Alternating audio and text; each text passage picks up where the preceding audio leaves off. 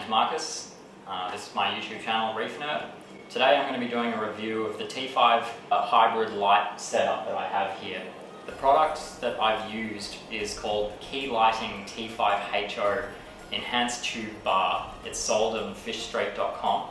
I bought the 90cm or 3-foot version, as you can see on my tank, and this mount allows you to mount up to 2 of the T5 lights, one on the front, one on the back. I have just one on the back, as well as the LED of your choice in the middle. I'm using the Illumagic Blaze X, as you can see here. It's a 90cm version. So the first thing I'll go through is why you would want an LED T5 hybrid setup like this. The main reason is that LEDs provide a great spectrum, great intensity, great configurability, but their biggest downfall is that they are a single point of origin light source, which means it's a focused beam from a single point, and it can be very prone to shadowing.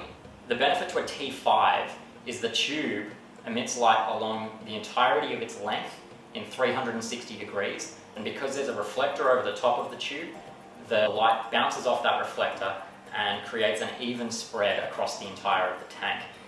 It's often referred to as a blanket of light, so T5s can really assist with eliminating shadowing on your corals, particularly stony corals like SPS and branching corals, which do have a tendency as they grow to start shadowing themselves. Because I have a mixed tank with both SPS, LPS and some softies, I do want to ensure that I have an even spread of light across the entire tank. I've crammed in a lot of coral in here, and I need to make sure that light reaches everywhere, including the sides of the rocks, and in some cases even around the bridge area where I've created a shadow with the bridge. I want to try and mitigate that shadow as much as possible so I can get a lot of coral in there. Also, as my SPS grows, I don't want it to start shadowing itself. If anyone watches the BRS TV YouTube channel, they've done a lot of preaching on the benefits of T5s, and then in their reviews of LEDs, they're always comparing their LEDs to T5s, and they basically came to the conclusion that if you're not using T5s, you should use lights that act like T5s. The benefits to LEDs is that you get that shimmer that they're known for, you can get adjustable color, better UVs in most cases, and they can really make the visual appeal of your tank stand out. T5s, on the other hand, give you that diffused spectrum, which is arguably better for coral growth. They give you that wraparound light that prevents shadowing, and they give you a very diffused spectrum without hotspots of individual colors, which you sometimes get. It's that disco ball effect that you sometimes see with LEDs. So I've gone with the hybrid approach, get the best of both worlds.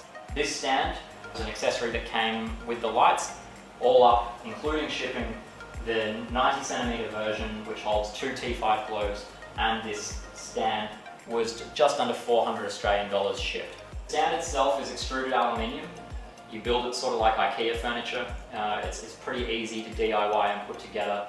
If you have any remotely standard LEDs on the market, they'll likely fit in the middle, like you can see mine do here perfectly. And if you wanted to get fancy and mount additional lights off at other angles, because it's extruded aluminium, it's very standardized in its sizing and mounting options. It's all aluminium, very high quality, very rigid.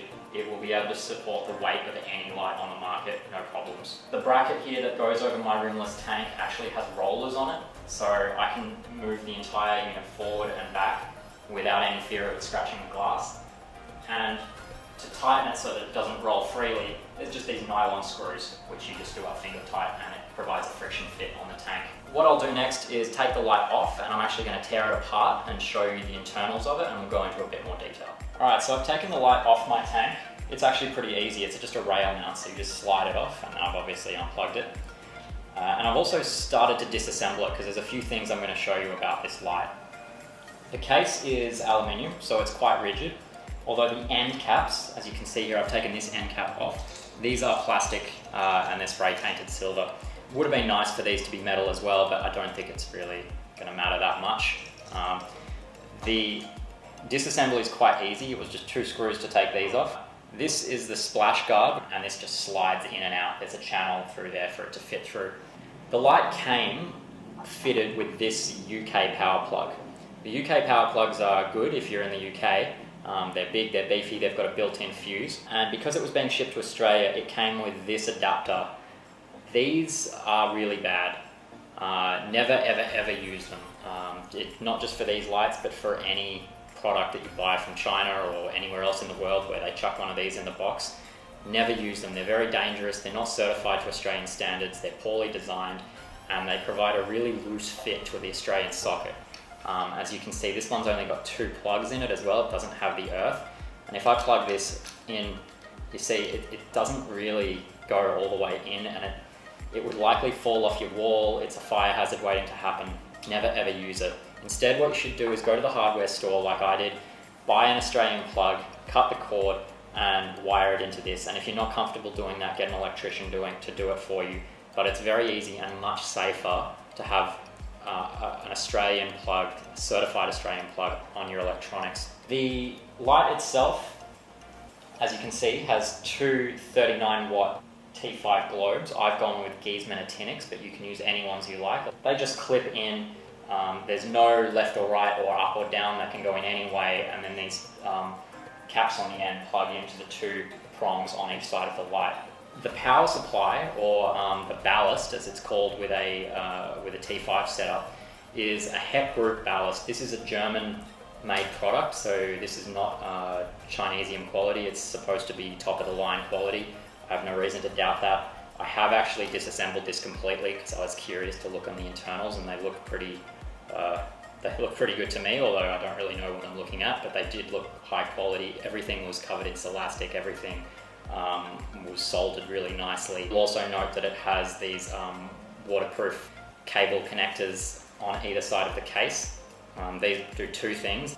They're rated to some form of water ingress resistance, as well as providing quite substantial strain relief on the cord. That means if you pull the cord, it's not going to come out, nothing's going to come loose. With the case itself, if I flip this over,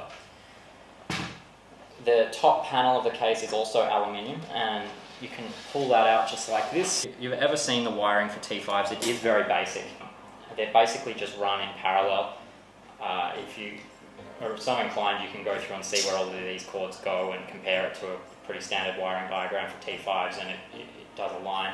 One thing I'd note is that they've used these tie-off connectors to connect all of the various leads. And while functional and not technically bad, they're not considered to be the best way to do it.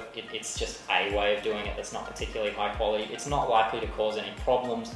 It does make it very user serviceable if you're so inclined, but I would have liked to have seen a more professional wiring job than just using these screw-in connectors. They're basically just a hobby-grade electronic part, but it's not a major criticism.